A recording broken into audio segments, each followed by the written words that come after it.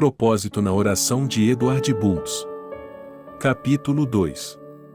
Devemos entregar-nos a Deus tanto em relação às coisas temporais quanto em relação às coisas espirituais e buscar nossa satisfação somente no cumprimento de Sua vontade, quer Ele nos conduza pelo sofrimento quer pela consolação, pois todos somos iguais com respeito a uma alma verdadeiramente submissa.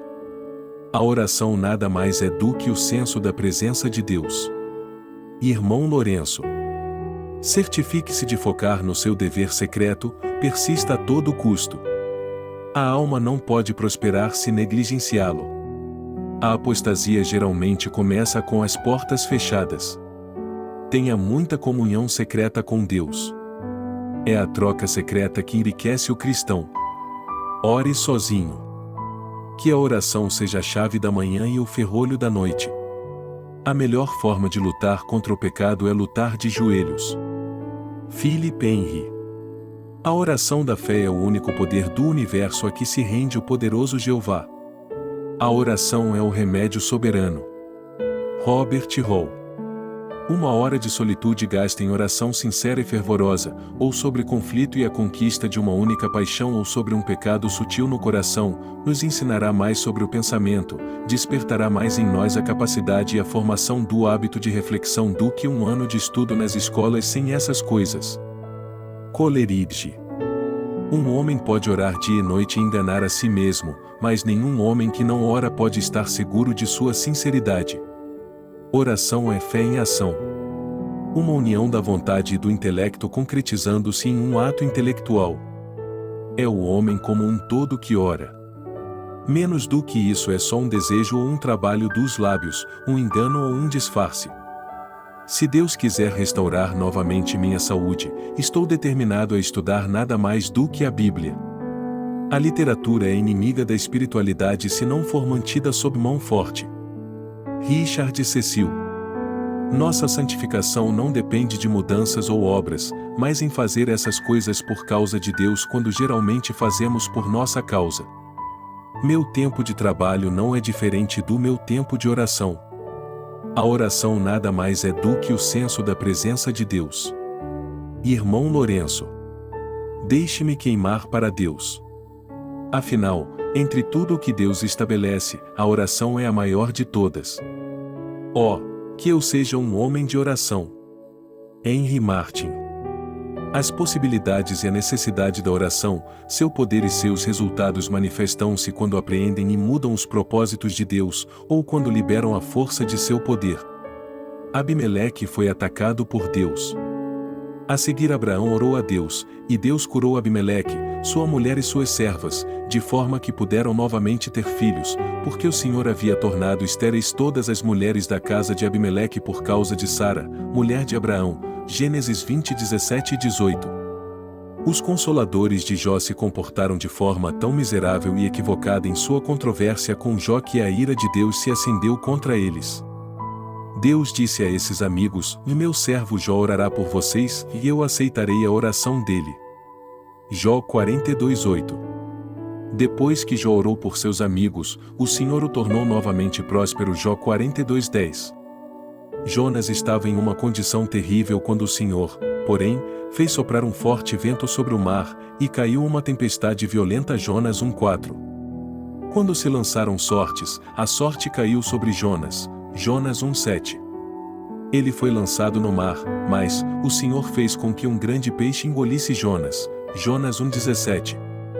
Dentro do peixe, Jonas orou ao Senhor, o seu Deus. Jonas 2:1. E o Senhor deu ordens ao peixe, e ele vomitou Jonas em terra firme. Jonas 2:10. Quando o profeta desobediente ergueu a voz em oração, Deus ouviu e enviou libertação. Faraó acreditava firmemente nas possibilidades da oração e em sua capacidade de trazer alívio. Quando estava abalado pelas calamitosas maldições de Deus, apelou a Moisés que intercedesse por ele. Orem ao Senhor. Êxodo 8:8, foi o pedido patético que ele repetiu por 4 vezes quando as pragas estavam afligindo o Egito. 4 vezes esses apelos urgentes foram feitos a Moisés, e por 4 vezes a oração suspendeu a temida maldição que recairia sobre o rei teimoso e sua terra condenada. A blasfêmia e a idolatria de Israel ao fazer o bezerro de ouro e declarar sua devoção a ele foi um crime terrível. A ira de Deus ardeu contra eles, e Deus declarou que destruiria o povo que pecara. O Senhor também estava muito irado com Arão, e a Moisés disse: Deixe-me agora, para que a minha ira se acenda contra eles, e eu os destrua. Êxodo 32:10. Mas Moisés orou, e continuou orando, dia e noite ele orou, por 40 dias. Assim registra Moisés sua batalha de oração. Depois prostrei-me perante o Senhor outros 40 dias e 40 noites, não comi pão, nem bebi água, por causa do grande pecado que vocês tinham cometido, fazendo o que o Senhor reprova, provocando a ira dele. Tive medo da ira e do furor do Senhor, pois ele estava irado a ponto de destruí-los, mas de novo o Senhor me escutou. O Senhor irou-se contra Arão a ponto de querer destruí-lo, mas naquela ocasião também orei por Arão. Deuteronômio 9:18-20. Daqui a 40 dias Nínive será destruída. Jonas 3:4.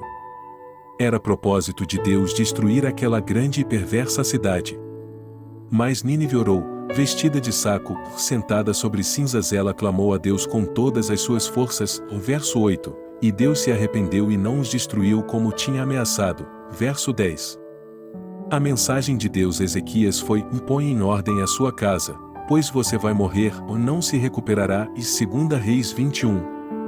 Ezequias voltou o rosto para a parede e orou ao Senhor, dizendo: Lembra-te, Senhor, como tenho te servido com fidelidade e com devoção sincera. Tenho feito o que tu aprovas. E Ezequias chorou amargamente. E 2 Reis 23.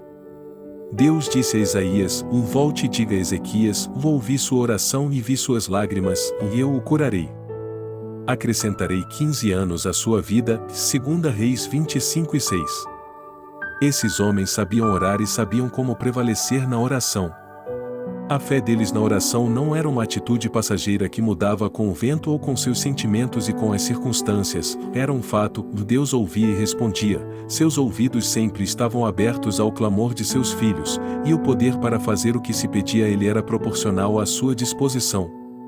E assim esses homens, fortes na fé e na oração, conquistaram reinos, praticaram a justiça, alcançaram o cumprimento de promessas, fecharam a boca de leões, apagaram o poder do fogo e escaparam do fio da espada, ou da fraqueza tiraram força, tornaram-se poderosos na batalha e puseram em fuga exércitos estrangeiros. Hebreus 11:33 e 34.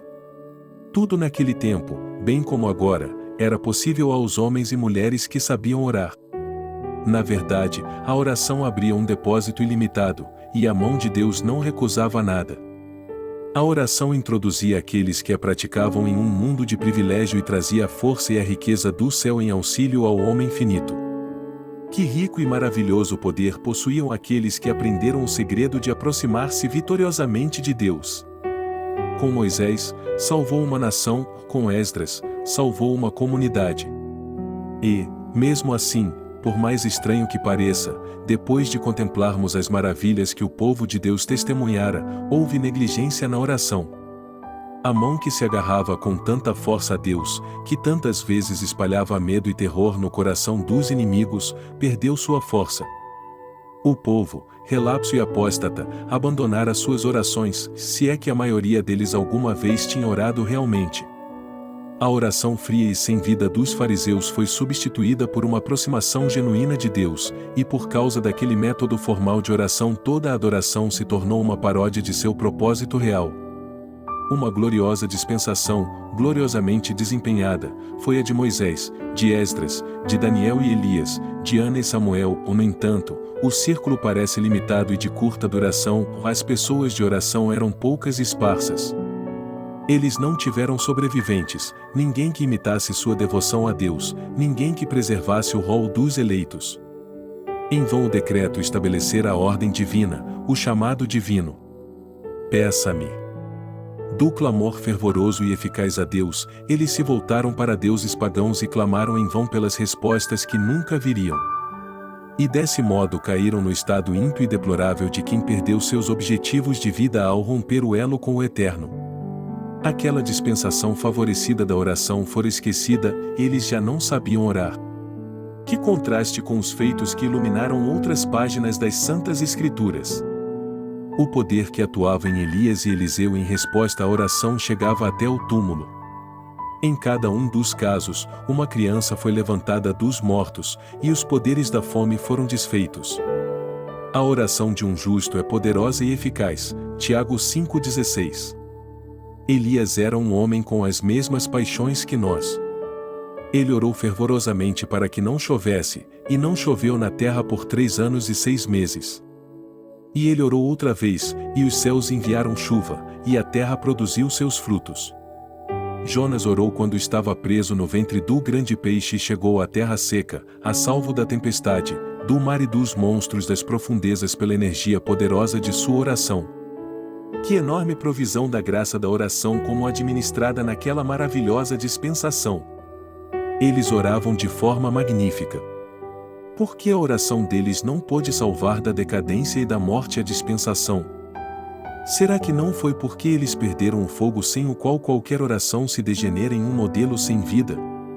É preciso esforço, trabalho e cuidado para preparar o incenso. A oração não é um trabalho de preguiçoso. Quando todas as ricas graças do conteúdo da oração tiverem sido misturadas e refinadas pelo trabalho e esforço, será necessário o fogo para liberar o incenso e fazer que sua fragrância suba ao trono de Deus. O fogo que consome gera o espírito e a vida do incenso.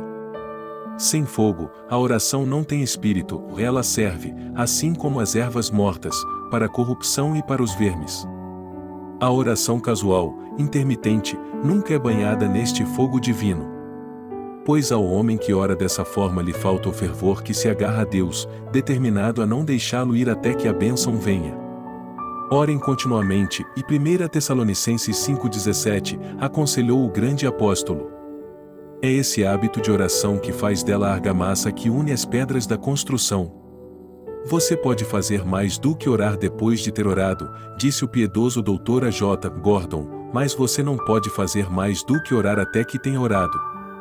A história de cada grande feito cristão é a história de uma oração respondida. O maior e melhor talento que Deus deu a cada homem e mulher neste mundo é o talento da oração, escreveu o pregador Alexander Witt. E a melhor usura que qualquer homem ou mulher pode entregar de volta a Deus quando ele voltar para receber o que é dele no final deste mundo é uma vida de oração. E aqueles servos que melhor investirem o dinheiro do Senhor como os acionistas que levantam cedo e deitam tarde enquanto estão neste mundo, sempre descobrindo e buscando métodos de oração cada vez melhores e construindo hábitos mais secretos, mais constantes e mais espirituais de oração, até que literalmente oram constantemente e até que continuamente estejam iniciando novas aventuras de oração, novas realizações e formas de crescimento. Quando perguntaram a Martinho Lutero quais eram seus planos para o dia seguinte, ele respondeu: trabalhar, trabalhar, desde cedo até tarde. Aliás, tenho tanto para fazer que devo passar as primeiras 3 horas em oração. Cromwell também acreditava que era preciso passar muito tempo ajoelhado. Certa ocasião, ao ver as estátuas de homens famosos, voltou-se para um amigo e disse: passar horas ajoelhado, foi assim que cheguei à glória. É somente quando todo o coração está consumido pela paixão da oração que o fogo que gera vida desce, pois ninguém, a não ser o homem dedicado à oração, tem acesso ao ouvido de Deus.